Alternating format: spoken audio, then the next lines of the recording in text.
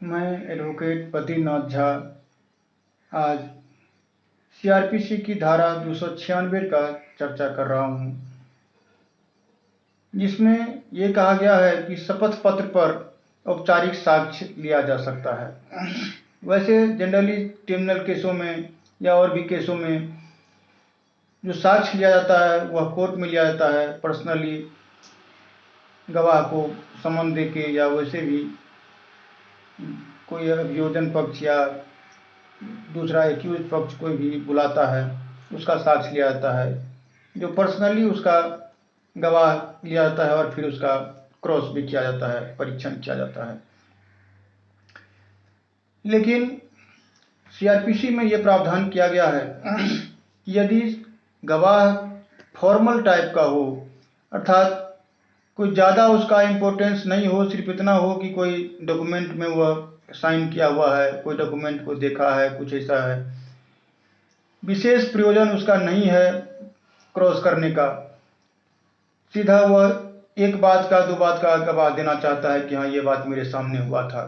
तो ऐसी स्थिति में वह शपथ पत्र पर, एफिडेविट पर भी गवाही फाइल कर सकता है। तो सीआरपीसी की धारा 296 में कहा गया है कि किसी भी व्यक्ति का ऐसा साक्ष्य जो औपचारिक है, मात्र औपचारिकता है उसका, कि उसका होना जरूरी है, वह साक्ष्य आना जरूरी है कोर्ट में, भले ही वह पर्सनली आए या एफिडेविट से अपना बयान दे, उस स्थिति में शपथ पत्र द्वारा दिया जा सकता है और सब न्याय संगत अपवादों के अधीन रहते हुए भी, जो न्याय संगत जो भी अपवाद हैं कि गवाह कोर्ट में आकर विटनेस बॉक्स में आकर गवाही दे, उस सब के रहते हुए भी इस संहिता के अधीन किसी जांच, विचारण या अन्य कार्यवाही में उस एफिडेविट को साक्ष्य के रूप में पढ़ा जा सकता है। कहने का मतलब यह है कि फॉर्मल साक्ष्य जो होता है उसका गवाही शपथ पत्र फाइल करके दिया जा सकता है। अब यदि जज साहब को यह लगता है कि उसको कोर्ट में बुलाना चाहिए, तो वह ये भी कर सकते हैं जो धारा 296 के उपधारा 2 में दिया गया है कि यदि न्यायालय ठीक समझे तो वह किसी व्यक्ति को सम्मन कर सकता है और उसके शपथ पत्र में जो भी बात कहा गया है, जो भी तथ्य के बारे में चर्चा की गई है, उसके बारे में परीक्षा कर सकता है। किंतु यह तब करेगा जब अभियोजन या अभियुक्त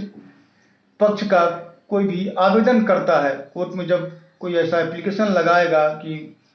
चाहे जो भी पक्ष हो, अभियोजन पक्ष हो या अभियुक्त पक्ष हो,